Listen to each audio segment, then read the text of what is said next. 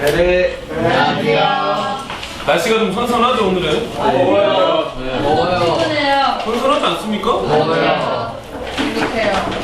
뭐 이렇게 바닥에 이렇게 쓰레기 저기 뭐 부채 저런 건 뭡니까? 아침에 나눠주더라고요. 확인하고. 버리면 안 되죠. 버리면 안 되는데 그 쓰레기. 해준에서 쓰레기. 자 봅시다. 오늘은 166페이지 직결 심판과 국민참여 재판인데요. 증거가 좀 느리니까 빨리빨리 가겠습니다. 직결 심판. 칠판이 더럽죠? 주번 이거 버렸나요? 누가 물 뿌려놨어요, 칠판에. 그러니까 이거 뭐죠 이거? 11분간. 금인지. 금인지. 물을 뿌렸나? 씻을 수 있는데? 기다려. 나중에 이따가 한번 걸레를 깨끗이 닦아놓을까? 그래놓고 써야 되겠죠? 몇 페이지야? 166페이지 직결 심판과 국민참여 재판입니다. 먼저 직결 심판부터 할게요.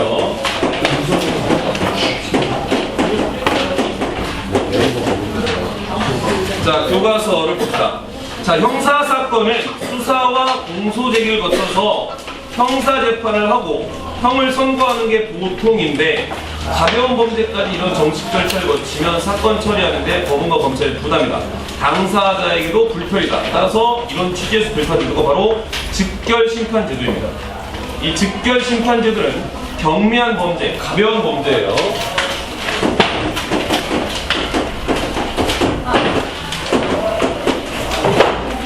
자, 가벼운 범죄는 뭡니까? 20만 원 이하의 벌금.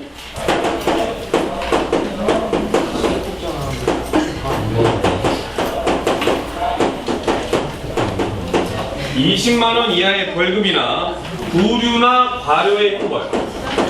구류나 과료의 형벌을 받은 범죄들에 대해서 정식 소송 절차를 밟지 않고 약식 재판을 한다.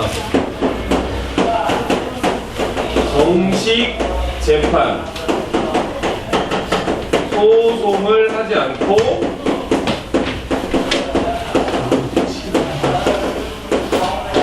약식 재판을 한다는 거예요. 가벼운 범죄에 대해서 20만 원 이하의 벌금이나 구류, 과료에 대해서 정식 재판 절차를 밟지 않고 약식 재판을 한다는 거죠. 구류, 과료 설명했잖아요, 한 걸. 구류는 뭐예요? 가드는 거. 1일에서 30일 미만. 과료는 5만 원 이하. 자랑입니다. 자, 봅시다. 직결 심판도 그 과정을 보면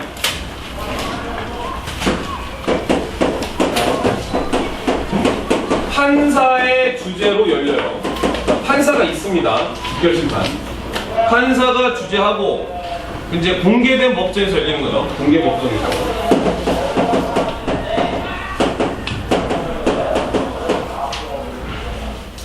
이제 정식 재판보다 절차가 간편한데 피고인 출석이 원칙이다.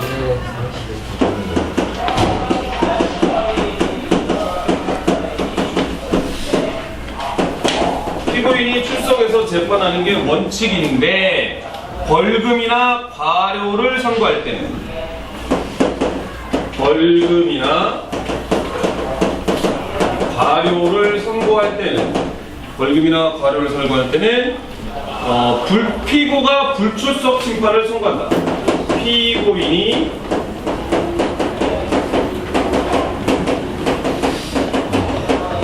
불출석 심판을 청구하고 또 법원이 이를 허가하면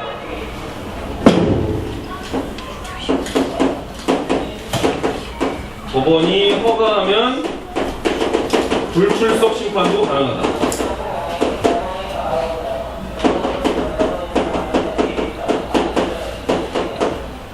피고가 안 나와도 되는 거예요. 그다음에 변명의 기회, 변호사도 선임할 수 있지만 신속하고 간편한 심리를 위해서 경찰의 조서만으로도 유죄 선고가 가능하다.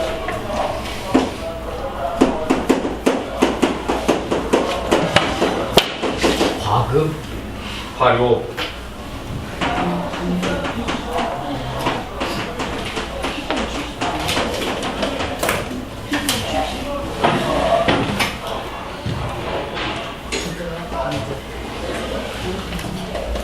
원래는 피고가 출석하는 게 원칙인데 벌금이나 과료를 선고할 때는 피고가 어떻게 나 불출석하고 싶어요 라고 하면 법원이 허가해주면 된다는 거예요. 네, 저 판사 뭐예요? 판사가 주재한다. 이게 좀 휘었어요. 판사가 주재한다. 그러니까 판사가 있다라는 거죠. 공개된 법정에서 판사하고 피고하고 재판을 하는 거예요. 직결심판입니다. 변호사도 선임할 수 있는데 굉장히 경미한 범죄니까 그럼 굳이 변호사를 선임하냐 이거야. 피고가 직접 나가서 그냥 자기 얘기하면 돼요. 피고가 안 나가도 돼. 허가하면 돼. 법원이 허가해주면 돼. 근데 경찰 조서 원래는 형사재판 하려면 어떻게 해야 돼요? 경찰이 수사해가지고 검찰한테 넘기고 검찰이 기소하고 말지 뭐 결정하고 이렇게 넘어가는데 그런 게 아니라 굉장히 가벼운 범죄이기 때문에 경찰서에서 조서 꾸민 것만으로도 그냥 재판이 가능한 거죠. 그게 직결심판입니다. 안 보여요. 직결심판. 굉장히 간편하죠. 그 자리에서 심판되는 네. 후반에 보면 바로 그렇죠. 원래는 형사재판은 좀 복잡하잖아요. 경찰이 수사하고 조사하고 검찰한테 넘기고 검찰이 또 기소할지 말지 결정하고 재판 세우고 변호사랑 뭐 심리가 굉장히 길게 하는데 그렇게 안 하고 굉장히 단순하게 빨리빨리 해결합니다. 좀 가벼운 거거든요. 가벼운 범죄죠. 가벼운. 그런 게 어떤 건데요? 20만 원 이하. 그러니까 예를 들어서 뭐 이제 난동 피우고 뭐 이런 거 있잖아. 어디가 술 먹고 막 난동 피우고. 당연히 가능하죠. 남의 집 가가지고 술 먹고 행패 부리는데. 요양방이었는데. 그런 것들. 김을 타서 뭐 이런 것들. 선풍기 치면 오줌 싸서 김을 폈습니다. 저도 그런 걸 이제 경범죄로 처벌하는데 술 먹고 난동 피우는 사람들이 있어. 그런 사람들이 이제 주로 이런 뭐좀 잘못을 했는데 좀 굉장히 가벼운 범죄. 법원으로 가긴 가요. 하잖아요. 법원에서.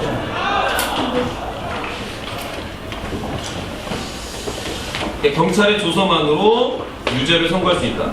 그리고 이제 2008년에는 국민참여재판이 도입이 되는데요. 이제 국민참여재판.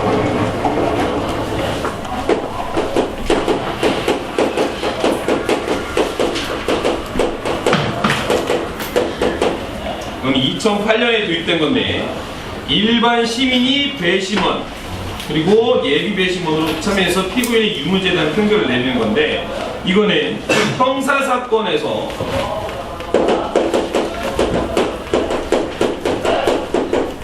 형사 사건 중에 중죄입니다. 중죄. 뭘까요? 그러면 살인, 강도, 강간 뭐 이런 것도 굉장히 흉악범이죠. 이런 범죄를 저질렀을 때 피고인의 요구로 피고인의 신청을 하면 이게 열립니다.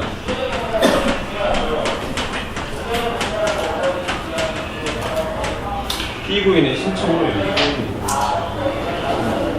그러니까 판사한테만 판단을 맡긴다보다는 이제 배심원한테 한번 판단을 물어보고 싶다라는 거죠. 배심원 직원이 뭐 직업 아니죠. 일반 시민들입니다. 그럼 설명해 줄게요. 봅시다. 그래서 이제 일반 시민이 배심원이 되는 거죠.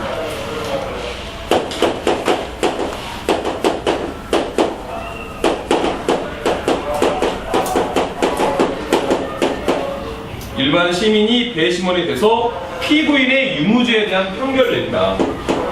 그 사람이 죄가 있는지 없는지 피고인의 유죄, 무죄에 대한 판결을 냅니다. 그리고 유죄 판결의 피고인에게 형벌을 토해한다.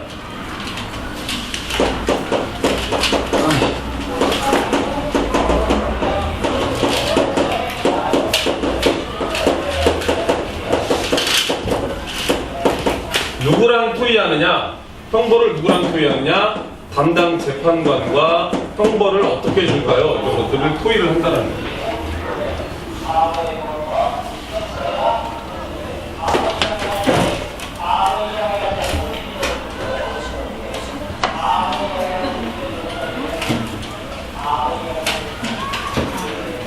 그리고 배심원의 자격은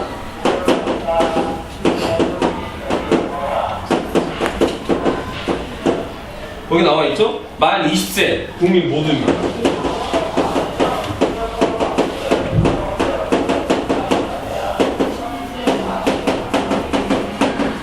근데 제외시키는 사람이 있어요. 단 누구는?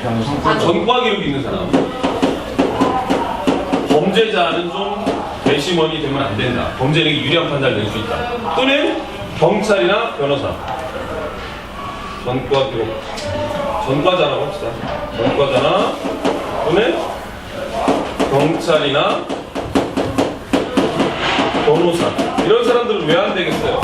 경찰은 아무래도 검찰 편을 들 것이고 변호사는 아무래도 이제 좀 유죄보다는 무죄 쪽의 판결을 끌어내려는 그런 가능성이 있으니까 그래서 이제 어떤 특정의 입장을 대변하려는 사람들 이런 사람들은 제외.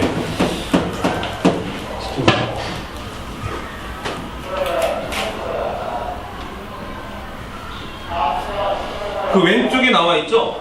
배심원 편결의 효력입니다.